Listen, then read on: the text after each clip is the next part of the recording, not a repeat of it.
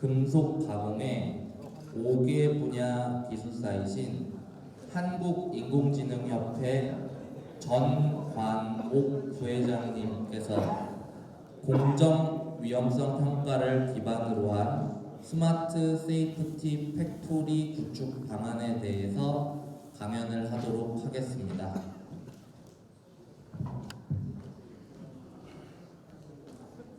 자, 정식 인사드리겠습니다. 예, 전관옥입니다. 여기 맨 뒤에 계신 분 혹시 제 목소리 잘 들립니까? 잘 들립니까?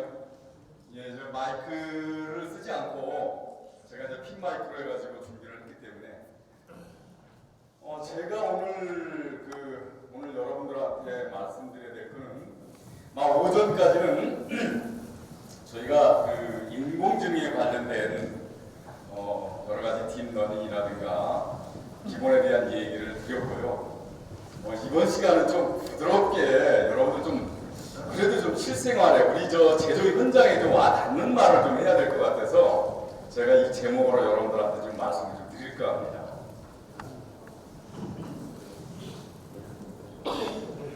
제가 오늘 말씀드려야 될 게 프로세스 리스크 어세스먼트, 이제 공정 위험성 평가를 기반으로 한 세이프티 오퍼레이션 플래닝, 즉 안전 조업 계획, 이런 개념으로 해가지고 일단은 제가 좀 말씀을 드리도록 해야 될 것 같습니다.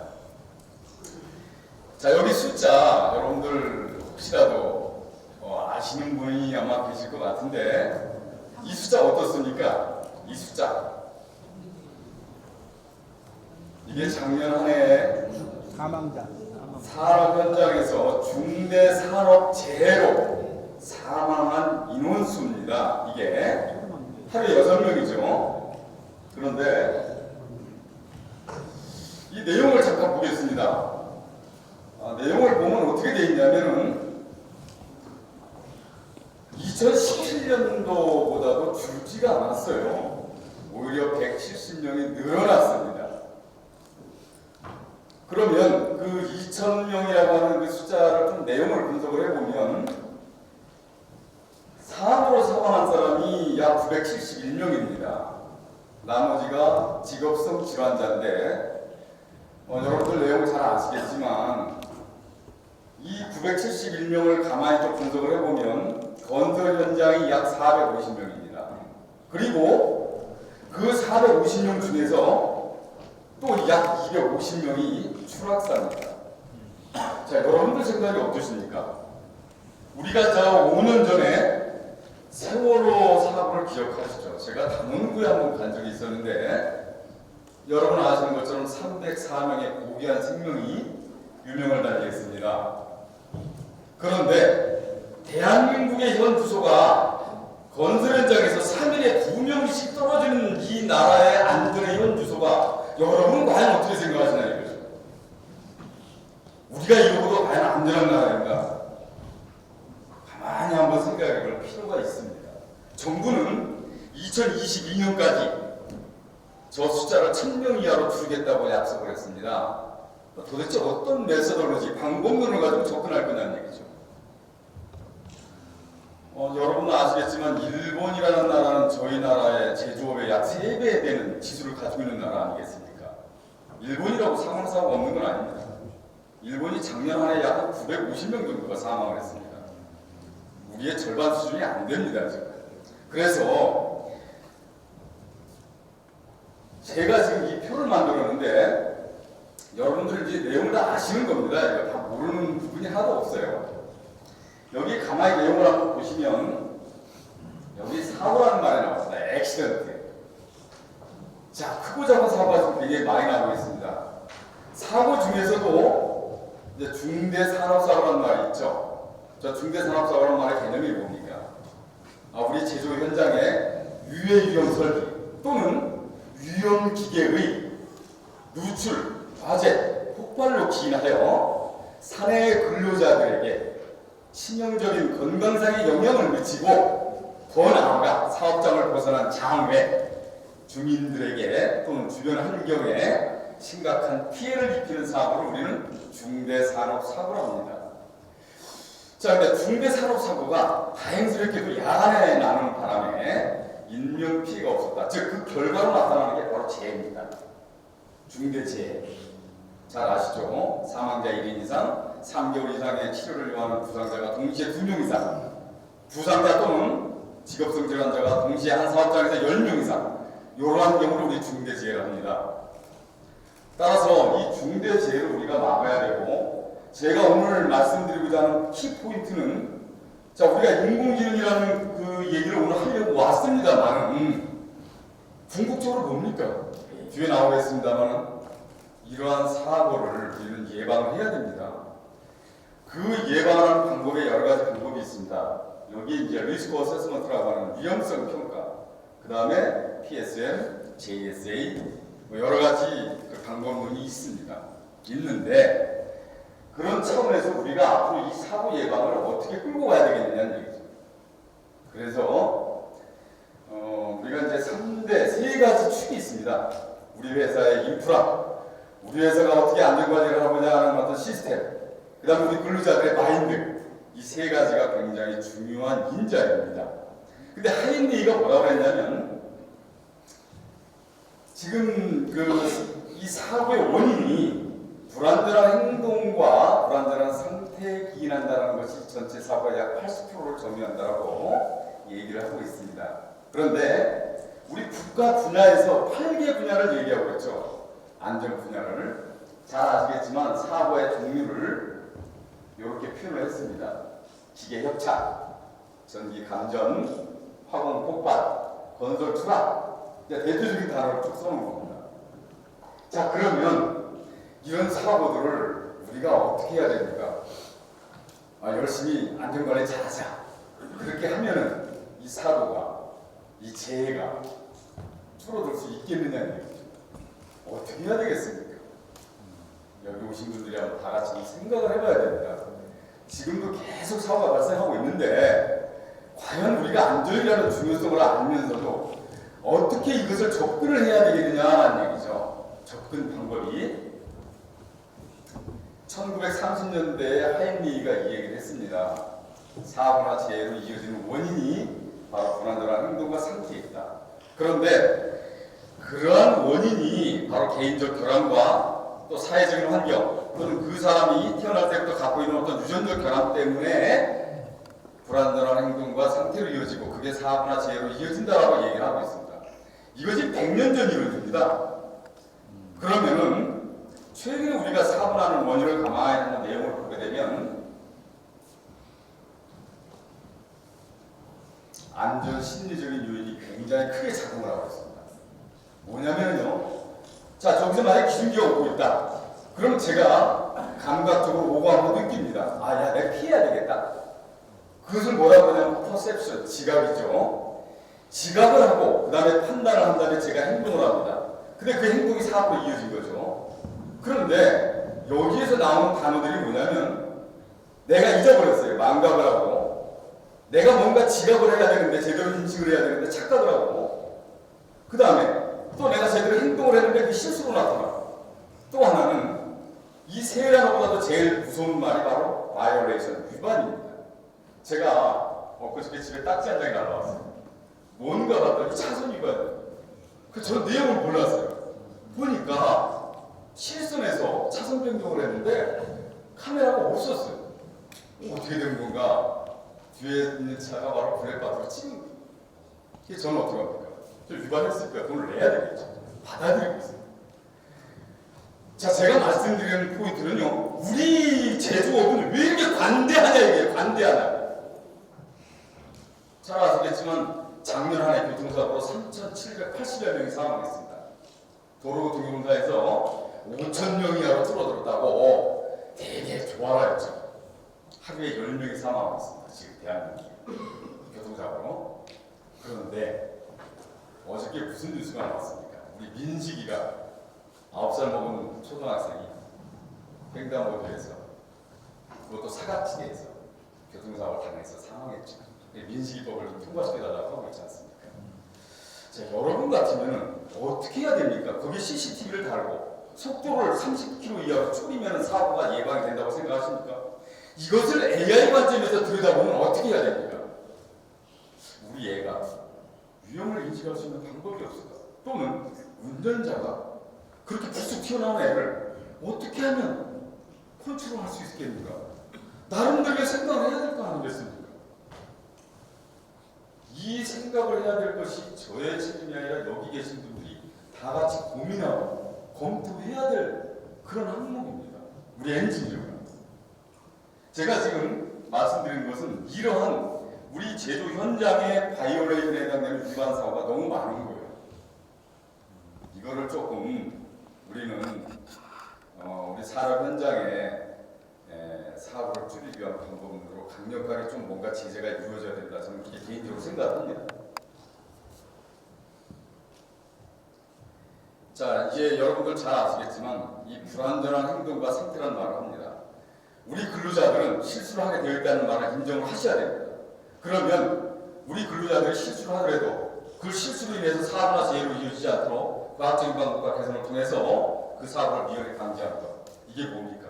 이게 바로 풀프루프입니다. 자, 생산관리나 품질관리에서는 풀풀풀 뭐라고 하죠? 에라프루프, 실수방지. 그렇습니다. 우리 불량품이 정품에 섞여서 고객에게 인도되지 않도록 하기 위한 하나의 과학적인 방법론입니다. 자, 두 번째. 우리 현장의 설비는 고장이나 이상이 발생하게 되어 있습니다. 고장이나 이상이 발생을 하더라도 그 고장이나 이상으로 인하여 우리 근로자가 사고나 재해로 이어지지 않도록 과학적인 방법과 개선을 통해서 이를 예방하는 것, 이걸 뭐라고 합니까? 이게 바로 페일시프. 우리 제조 현장을 우리가 저 산업공학에서 말하는 맨머신, 우리가 그 맨머신 차트라고 얘기하지 않습니까? 그래서 맨머신 인터페이스인데 그 두 가지 관점을 놓고 봤을 때 우리 제조 현장은 이 두 가지 팩터를 지금보다는 좀 더 철저하게 현장에 나가서 확인을 하고 개선을 해야 되지 않겠습니까? 자, 제가 한번 그려봤습니다. 여러분들 다 아시는 프로세스입니다. 시스템이죠. 뭔가 들어가서 생산 변환 활동, 트랜스포메이션을 거쳐서 제품이 나오고 고객에게 전달이 됩니다. 자, 우리가 추구하고자 하는 안전은 뭐죠? 고객의 안전을 확보하기 위해서는 제품의 안전이 확보되어야 되고 그 제품의 안전이라고 하는 것은 프로세스 세이프티, 즉 공정 안전이 확보가 돼줘야 되겠죠. 그 공정 안전이 확보가 돼주려면 근본적으로 원료 관리에 해당되는 우리의 말하는 근로자와 설비와 재료와 에너지 안전이 확보돼줘야만 됩니다. 근데 여러분들이 회사의 공장장이라면 아침에 출근해서 야, 어저께 생산 몇 톤 됐어? 얼마나 됐어? 어제 품질 괜찮았나? 어때? 좀 어제는 요즘 제조원가가 어떻게 목표 대비 수준이 괜찮아? 자, 이렇게만 얘기를 많이 하던 것이 지금까지의 관례였습니다. 근데 지금 어떻게 바뀌어야 됩니까? 여러분들이 공장장이니까 최소한 7가지 요소는 관리를 하겠죠. 생산성, 프로덕티비티, 퀄리티, 코스트, 딜리버리, 세이프티, 인바이러먼트, 모럴. 한 7가지 정도는 여러분들이 다 관리를 하고 계십니다, 지금. 그런데 여기서 중요한 세이프티의 밸류라고 하는 게 뭐가 되겠습니까? 안전을 최우선 경영으로 하자는 게 아니라 이미 베이스에 깔고 안정적인 생산을 지속하기 위해서 기업의 경쟁력이 지속적인 생산을 안정적으로 하기 위해서는 이 세이프티라고 하는 것이 기본적으로 베이스에 깔려줘야만 된다는 얘기죠. 어떻게 해야만 되겠습니까? 우리가 말하는 세이프티 베이스 매니지먼트라고 하는 안전 기반 관리라는 컨셉을 한번 가만히 생각을 해봅시다. 이 개념은 여러분들이 생각하는 7대 요소를 다 이미 알고 계시는 겁니다. 그래서 이제 연계된 안전은 떨어져 있는 것이 아니라 여러분들이 관리하고 있는 프로세스의 7가지 요소가 다 연계되어 있다는 사실을 다 알고 계신 거예요. 그렇다면 우리가 지금 제가 말씀드린 이러한 사고를 어떻게 하면 프리벤션 쪽으로 극소화시킬 거냐는 말이죠. 어떻게 해야 됩니까? 그래서 저는 몇 가지 여러분들한테 제시하고자 합니다. 그게 3가지인데 첫 번째가 바로 위험성 평가입니다. 자, 위험성 평가 국가에서 2012년도부터 해가지고 본격적으로 제도화 시켰습니다. 그런데 문제는 뭐냐면 이 위험성 평가를 제대로 지금 하고 있지 못하다는 거예요. 왜 그렇습니까? 이 위험성 평가의 한계가 바로 정성적 평가라는 데 있습니다. 두 번째, 여러분들이 현장에 우리가 맨머신 인터페이스를 분석한다고 하는 것은 현장의 지금 상태가 여러분들 베이스라고 생각하십니까? 예전에는 일본이 우리가 아이를 해가지고 성인화를 했습니다. 한 제조 라인에 3교 되면 한 교대에 10명이 근무했던 거를 멤버십 인터페이스 멤버십 차트를 그려서 분석을 해서 거기에 어떤 노스가 숨어 있는지를 보고 우리가 말하는 자동화가 개념이 아닌 노스를 배제해서 그 라인을 성역화시켰습니다. 그래서 경쟁력을 끌어올리고 근무 인원을 줄였습니다. 그래서 그런 인원은 신규 사업에 재배치하고 그러한 인터페이스가 안전에서 똑같습니다. 그래서 그러한 분석을 통해서 여러분들이 말하는 해적이라고 하는 설비의 위험도까지 분석을 하고 더 나아가 여기 써있는 결함수 분석, Failure Tree Analysis라고 하는 결함수 분석의 정량적 평가까지 가져야만 됩니다. 이제 우리가 안전. 그 다음에 세 번째가 바로 설비에 대한 reliability, 신뢰도입니다. 어떻게 여러분도 신뢰도를 끌어올리겠습니까? 방법론이 뭡니까? 우리 현장에 예방 보존을 뛰어넘어서 예지 보존이라고 하는 프레딕티브 메인테넌스까지 하고 있습니다. 그러면 그걸 하고 있다고 하는데도 불구하고 우리 현장의 설비에 대한 신뢰도를 지금 상태에서 어떻게 끌어올려야 되겠느냐는 얘기죠. 그래서 저는 이 프로세스 파라미터라고 하는 공정 변수를 어떻게 하면 센징을 잘해서 그러한 데이터를 우리가 철저하게 분석을 하고 그것을 다시 어람 체계로 연계시킬 수 있는 그런 시스템이 구축이 돼야 된다고 저는 생각합니다. 자, 제가 이 표를 하나 만들어 왔습니다. 이 표는 여러분들 다 아시는 표입니다. 우리가 말하는 프로세스 세이프티 매니지먼트라고 하는 공정안전 관리의 4대 축이자 12개 항목입니다. 국내의 PSM 사업장이 잘 아시겠지만 7개 항목에 7개 업종에 51개의 유효한 물질을 다루는 규정 수행 이상을 다루는 회사는 반드시 PSM을 하게 되어 있는데 그 중에서 거기에도 여전히 나타나고 있는 게 바로 뭐냐면 위험성 평가입니다. 이 위험성 평가는 단골 메뉴로 나오고 있죠. 여러분 아시겠지만 ISO 45000에도 위험성 평가가 초반에 나옵니다. 자, 쿠샤 18000, 쿠샤 MS에도 위험성 평가가 4.3.1 항목으로 딱 처음에 위치하고 있습니다. 무슨 얘기냐면 우리 현장을 안전하게 오퍼레이션하기 위한 전제 조건으로 위험성 평가는 필수 불가결한 요소다는 얘기죠. 그리고 나서 현장을 안전하게 우리가 돌려가기 위한 9가지 항목을 제대로 하고 그 다음에 회사가 처할 수 있는 최악의 시나리오를 만들어서 그에 따른 비상조치, 애무조치를 적절하게 임무와 절차에 따라서 해줬으면 좋겠다는 거예요. 그래서 PSM에 4개 기둥이 있는데 우리 어차피 여러분들 IS도 하시고 다 하십니다. 우리 현장에 문서와 기록이 있습니다. 이 문서와 기록이 현장하고 이렇게 일치성이 있어야 되겠죠. 첫 번째가. 자, 두 번째 공격 위험성 평가입니다. 자, 프로세스 리스크 어세스먼트라고 하는 이 위험성 평가를 뭔가 안전하게 운전하기 전에 필히 시행을 하는데 얘를 좀 정량적 평가를 좀 빨리 전환할 필요가 있겠다. 데이터에 입각한 그런 개념을 제가 지금 제시하고 있고 그 다음에 안전하게 운전할 수 있는 그 플래닝이라고 하는 것은 크게 나눠서 설비 유지 보수하고 변경 관리입니다. 그래서 이 공정 변수, 템퍼리처, 프레셔, 그 다음에 레벨, 플로우 등 이 공정 변수를 여하이 이 변동이 있지 않습니까? 우리가 말하는 UCL, LCL 관리 범위 내에서 제대로 관리가 되게끔 하기 위한 우리의 시스템화는 도대체 어디까지 되어 있느냐는 얘기죠. 구체적으로 보면. 내용은 알고 있어요, 여러분들이 다. 근데 그것을 현장에서 어떻게 제대로 접목을 하느냐는 얘기입니다. 그 공정 변수들을. 자, 이거 잠깐 보겠습니다. 이게 이제 1974년도 영국의 프릭스보우의 ICI라는 화학회사가 저런 설비가 일순간에 이렇게 작살이 나버렸습니다. 근데 이게 이 사고 난 원인을 가만히 내용을 보면 별게 없습니다. 아주 간단한 원리로 회사 하나가 다 날라갔습니다. 반응기가 1번부터 6번까지가 있는데 5번이 문제가 생겼어요. 하도 문제가 생기니까 정비팀에서 제껴버리고 그래서 4번하고 6번 사이를 바이패스 배관으로 연결을 했어요. 연결을 하다 보니까 뭐가 생겼냐면 그 배관에 스트레스가 생겨요. 그러니까 스트레스가 생기면서 부식이 생겨요. 그러면서 크래킹이 새가지고 베이퍼가 나오면서 공교롭게도 옆에 점화원에 해당되는 용접 불티에 점화가 되면서 우리가 말하는 베이퍼 클라우드 익스플로전이라고 하는 증기훈 폭발로 회사가 다 날아가 버렸습니다. 28명이 사망을 했죠. 근데 제가 여기서 말씀드리는 게 뭐냐면 사고라고 하는 게 그게 큰 데서 나지 않는다는 얘기죠. 여러분들 아시겠지만은 H케미칼에서 폐수 저장고 모다 펌프를 용량 큰 걸로 바꾸다가 그 배관에 남아있는 잔류가스가 터지는 바람에 그것이 폐수 저장고로 옮겨져 가지고 터져서 현장에 있는 11명 중에 6명이 직사했습니다. 지금 사고가 끊이지 않고 있는데 우리 현장에서 자가만전 허가도 하고 있고 이걸 다 하고 있어요. 그럼에도 불구하고 사고 나는 원인이 뭐냐 말이죠. 아직까지 우리가 지금 제대로 관리를 하고 있다고 지금 못하고 있어요.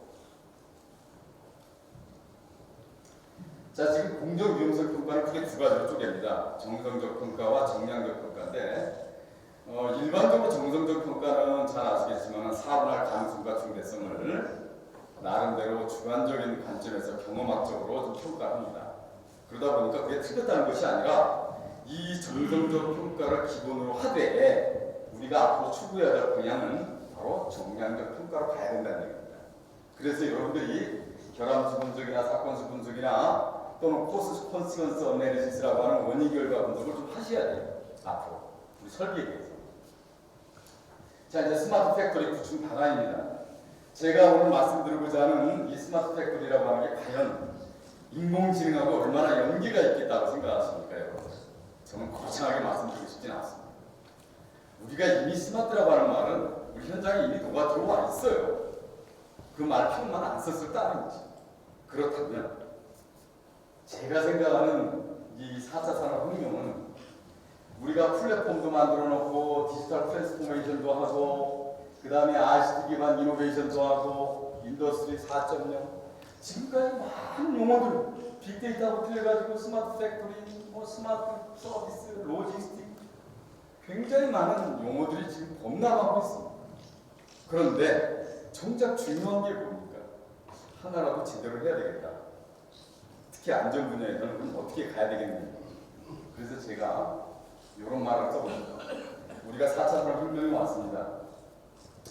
정말 인공지능도 얘기하고 그러는데 저는 맨 마지막에 딱 포인트 되는 말이 뭐냐면 우리 현장의 제조업 설비가 굉장히 많이 가동되고 있는데 이 가동되고 있으면서 나타나는 게 바로 뭐냐면 프로세스 파라미터라고 하는 공정 변수입니다. 이 공정 변수들을 어떻게 하면 실시간 리얼타임으로 모니터링을 해서 내가 그놈을 분석을 해서 어떻게 하면 설비에 대한 예지, 보전까지 그 효율을 올려줌으로 인해 가지고 저기 말하는 RBI라는 개념이 나옵니다. RBI, 리스크 베이스드 인스펙션이라고 하는 위험도 기반 인스펙션까지 병행을 해가지고 그 설비가 과연 얼마나 안전성을 가지고 있는지 그런 것에 따른 설비의 데미지 메커니즘이라고 하는 설비 손상 메커니즘이 있습니다. 한 8가지 요소가 있는데 얘를 분석을 해가지고 설비 신뢰도를 어느 수준까지 끌어올려줘야 됩니다. 우리가 품질 개선이라고 하는 건 뭡니까? 불량량 확률을 최적화시키는 것이 이제 우리가 품질 관리의 최종 목표인데 마찬가지입니다.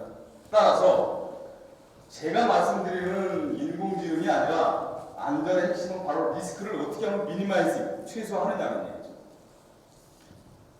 그래서 저는 세 단계를 한번 쪼개봤습니다. 첫 번째가 그러한 위험도를 정성적으로 평가를 제대로 하자. 그래서 해적이라고 하는 해저드 플러스 오퍼러빌리티라고 하는 위험과 위험 분석, 운전성 분석에 있어서 설비의 보장 가능성과 심각성을 제대로 좀 분석을 한 다음에 리스크 같은 하이 리스크에 해당되는 설비부터 제대로 관리를 좀 해줘야 되겠다. 두 번째가 제가 아까 PSL 용어를 썼습니다. 여러분들 JSA라고 들어보셨죠? 뭡니까? 우리 근무자가 설비 없이 그냥 조립작업만, 단순 조립작업만 하는 데가 아니잖아요. 설비하고 연계가 돼 있지 않습니까? 그래서 우리가 맨머신 차트라든가 맨머신 인터페이스 분석을 해가지고 그 사람이 과연 그럼 그 분석을 하다 보면 안전만 나옵니까? 이 사람이 출근해서 퇴근할 때까지 과연 작업률은 몇 %냐? 과연 작업 여유는 얼마나 돼요? 우리 그만큼 다 분석을 해봤습니다. 지금 그 기본에 해당되는 그 분석을 좀 다시 해야 될 때가 왔습니다. 우리 제조 라인의 지금 수준이 지금이 베스트냐 말이죠. 저는 그렇게 생각 안 합니다. 지금 상태에서 생산성을 올려줘야만 됩니다. 대한민국의 경쟁력이 물론 여러 가지 항목도 있겠습니다만 뭔가 영업 구매력이 뒷받침만 해준다면 지금보다도 생산성을 더 올려줘야만 됩니다. 3교대로 24시간 돌릴 거 16시간 동안 돌리면 그게 이익이 아니 되겠네요. 자, 세 번째가 뭐냐면 바로 설비 신뢰도입니다. 제가 방금 말씀드렸지만 이 설비 신뢰도를 갖다가 우리가 얘기할 때 바로 빅데이터를 얘기하자는 얘기죠. 너무나도 많은 데이터가 튀어나옵니다. 센싱하는 결과를 토대로 그것을 회사의 현실에 맞게끔 얼마나 우리가 잘 적절하게 관리를 해주느냐가 바로 지금으로 말하는 설비에 대한 신뢰도를 끌어올리는 겁니다. 그래서 저는 이 설비 손상 메커니즘이라고 하는 것을 8가지 요소가 있습니다. 가장 대표적인 예가 바로 뭐냐면 응력 부식 균열이라는 단어가 있습니다. 스트레스 코로전 크래킹이라는 단어인데, 자, 여수 화학단지라든가 울산 화학단지를 한번 가보십시오. 3, 40년이 넘어가지고 이제 설비들이 많이 노화가 됐어요.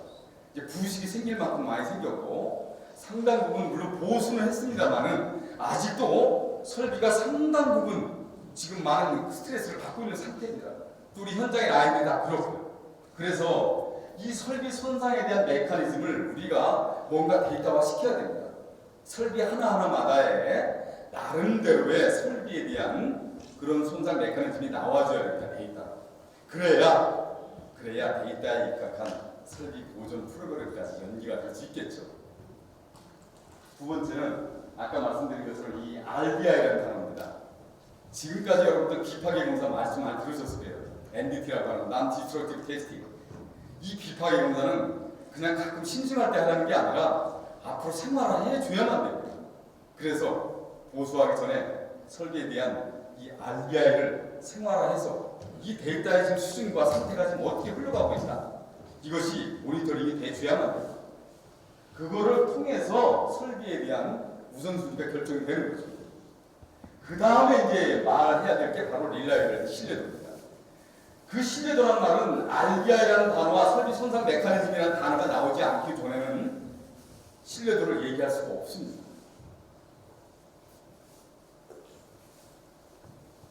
자, 이제 스마트 세이프티 팩토리에 대한 핵심만 다시 한번 말씀을 드려보겠습니다.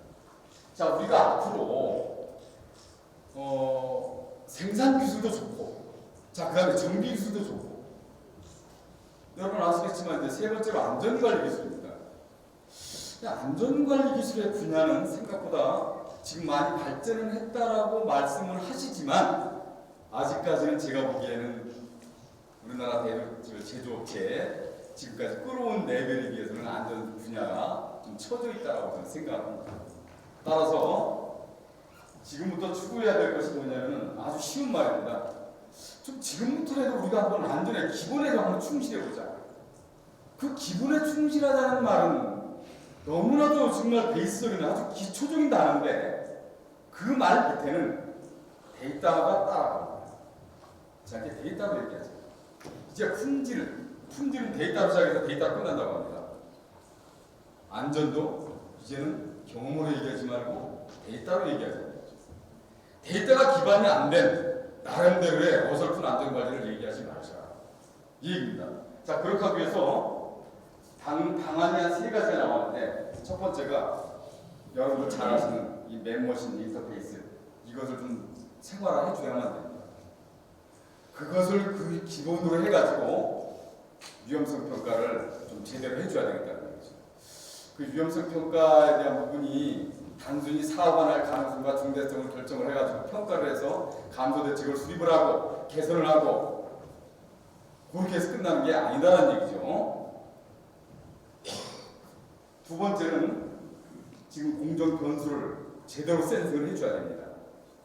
우리가 현장에서 설비가 됐든 여하튼 장치가 됐든 각종 모든 설비에서 나오는 데이터들을 어떻게 하면 우리가 제대로 아까 말씀드린 것처럼 센싱을 통해서 그 설비의 상태를 제대로 진단을 해주고 그걸 통해서 신뢰도를 끌어올려줘야 됩니다.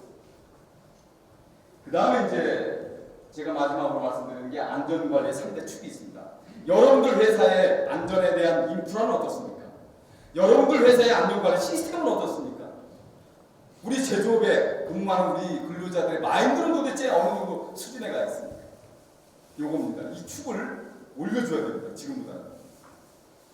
갑작스럽게 이노베이션을 얘기하자는 게 아닙니다. 뭔가 안전에 대해서 지금보다 한 단계 끌어올리는 스텝 바이 스텝으로 가줘야만 된다는 얘기입니다. 제가 이 표를 만들어 봤습니다. 첫 번째가요. 이 공정에 대한 위험성 평가를 지금보다는 좀 한 단계 고도화시켜야 됩니다. 그 고도화라는 말, 아까 전 시간에도 나왔죠. 그 말 뜻은 뭐냐면 우리 현장에 잠재되어 있는 유해 위험 요인을 좀 제대로 보자는 얘기입니다.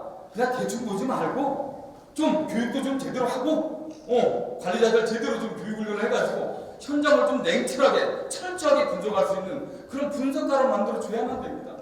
그래서 현장을 좀 제대로 좀 파악을 하고 좀 들여다볼 수 있도록 그렇게 해서 위험성을 보는 거예요. 그래서 그 위험성이 있다고 생각되는 하이 리스크에 대해서는 좀 개선에 좀 반영을 해라란 말이죠.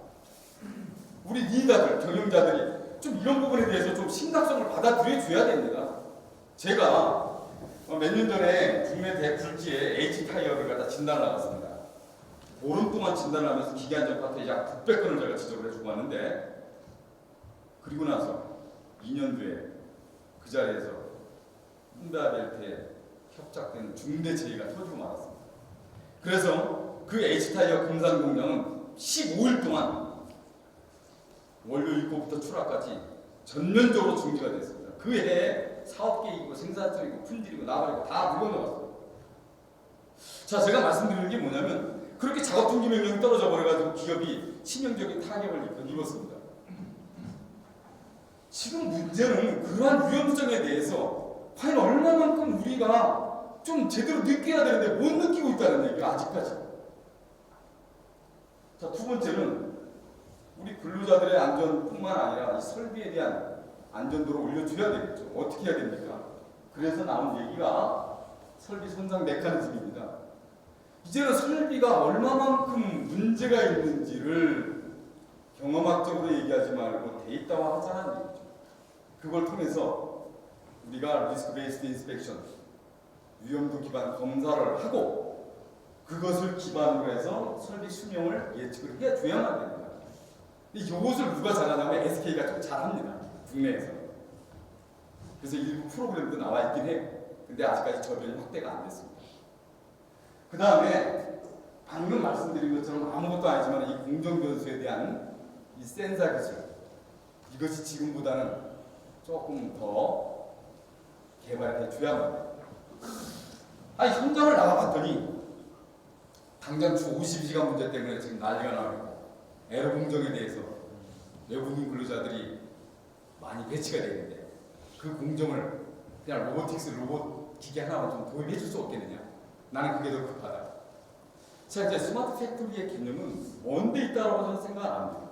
기존에 있는 공장을 우리가 본 각도를 달리해서 좀 더 지금보다는 조금 더 관리의 혁신을, 조금 관리의 개선을 어떻게 하면 되겠느냐는 얘기죠. 그럼 멀리 있다고 저는 생각 안 합니다. 식스 시그마 이거 해야 됩니까? 저는 그렇게 생각 안 합니다. 좀 기본에 돌아가서 분석을 좀 제대로 해보자. 그리고 나서 어떤 변수를 우리가 관리를 해줄 것인가를 좀 제대로 보자. 그래서 그 데이터를 통해서 설비에 대한 개념을 좀 바꿔보자. 라는 얘기입니다. 그것이 바로 여기서 말하는 공정변수의 이탈, 데비에이션, 변동이죠. 그것을 관리 범위 안에 들어갈 수 있도록 시스템화 시켜야만 됩니다. 품질 관리에서 우리 런 현상이 나타나면 안 되겠죠. 품질 관리에서 7개 점이 관리 상한을 넘어가는 또는 관리 하한을 벗어나는 런 현상이 나타났을 때 사고의 위험성이 그만큼 커질 수밖에 없는 거 아니겠습니까? 따라서 품질 관리와 생산 관리와 안전 관리는 별개가 아닙니다. 삼위일체입니다. 자, 제가 끝으로 여러분들한테 말씀드릴 수 있는 겁니다. 안전 혁신이라고 하는 거, 저는 혁신이라는 단어를 그렇게 좋아하지는 않습니다. 그냥 임프루먼트, 지금보다 한 단계만 더 올라가보자. 자, 어떻게 해야 되겠습니까? 세 가지를 강조합니다. 우리 현장의 설비, 우리가 말하는 설비 인프라, 자, 방호장치 제대로 돼 있고, 산업안전보건법 기준에 관한 규칙에 의거해서 제대로 좀 관리가 되고 있고, 뭔가 현장에 풀프루프와 페일세이프에 입각한 그런 개선들이 좀 제대로 되고 있는지, 이것을 저는 인프라라고 봤습니다. 아직까지 열악합니다. 이 인프라에 대한 것을 지금보다는 한 단계 좀 끌어올려 주셔야 돼요. 두 번째가 바로 세이프티 시스템입니다. 그냥 순찰을 하는 게 아니라 지금 하고 있는 안전관리라고 하는 개념을 여러분들 잘 아시겠지만 MSDS 개념이 우리가 멀티어리얼에 들어왔을 때 그러한 정보를 우리 근로자들에게 충분히 인식시키고 그러한 위험성을 알 수 있게끔 그림 문자라든가 경고 표시, 예방 조치 문구를 써서 확실하게 안전을 확보하는 거겠죠. 똑같습니다. 우리 현장의 시스템을 과연 지금 어떻게 끌고 가고 있는가라는 것을 한번 면밀히 보고 여기에 어떻게 우리가 시스템을 조금 더 바꿀 수 있겠느냐는 얘기죠. 세 번째가 마인드입니다. 뭐 백문이 불여일견이라고 우리 근로자들에 대한 교육을 지금처럼 터치앤콜, 자 무죄를 나오다 좋아 이렇게만 하면 되겠느냐는 얘기죠. 여러분 아시겠지만요, 3개월에 우리 법정안전교육을 갖다가 6시간 이상 하게 돼 있는데 현장을 나가보면 사인하기 바빠요. 자 교육을 하는 내용을 한번 보여달라. 내용이 별로 부실해. 이게 다 누구의 책임입니까? 그래놓고 사고가 나면 정말 우리는 여러 가지로 기업의 데미지를 먹고 있습니다. 이런 상황에서 과연 세이프티 마인드를 어떻게 끌어올릴 거냐는 얘기죠. 그래서 이 세 가지를 가급적이면 데이터화하고 우리가 지금 이 좋은 AI라고 하는 인공지능의 시스템을 어떻게 접목을 해서 이러한 세 가지 항목들을 끌어올릴 수 있겠는지에 대한 것은 숙제는 바로 여러분들과 저의 숙제입니다. 저는 그렇게 멀리 있다라고 생각 안 합니다. 고차원적이라고 생각 안 합니다. 자, 중대산업사고, 메이저 인더스트리얼 액션트라고 하는 이 MIA, 중대산업재해, 이거 도대체 지금도 2142명인데 하루에 6명이 이렇게 사망하는 이 나라의 현실을 우리는 그냥 사고가 난다보다 이렇게 알고 넘어가야 되겠습니까? 반으로 확 줄여야 될 거 아니겠습니까? 어떻게 해야 됩니까 정말 도대체? 예? 이건 남얘기라고 여러분들 생각하실지 모르겠지만 제 옆에 동료가 지금도 협착사고로 좀 죽어가고 있고 뭔가 지금 문제가 많다는 것을 알고 있으면서도 우리가 현장에서 위험성 평가 하나만 하면 되겠느냐는 얘기죠. 그건 아니잖아요. 뭔가 이제 좀 바꿔줘야 되잖아요.